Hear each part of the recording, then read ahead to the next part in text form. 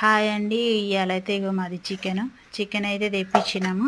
ఇక చికెన్ గడగడగా మరి నేనైతే ఎప్పుడు కడిగినా 2 సార్లు అయితే కడుగుతా. చికెన్ తెప్పించినాక అట్లనే ఉప్పు కూడా వేసుకొని కడుగుతా. ఎందుకంటే నేను ఎప్పుడు చికెన్ తెచ్చినా ఉప్పేసి కడుగుతా అండి. ఉప్పేసి కడిగితే మంచిది కదా, అందుకే ఉప్పేసి కడుగుతా. తర్వాత ఇగో అన్ని మసాలాలు వేసుకోవాలి. అట్లనే ఇంత నూనె కూడా పోసుకోవాలి. దాని తర్వాత ఇక మొత్తం అన్ని మసాలాలు, ఇంకా కారం, అల్లం వెల్లుల్లి పేస్టు, మసాలా, ఉప్పు, పసుపు అన్నీ వేసుకున్నాం కదా, వాటిని అంతా ఒకసారి కలపాలి. మంచిగా అన్నీ కలిసేటట్టు అంతా కలుపుకోవాలి మంచిగా.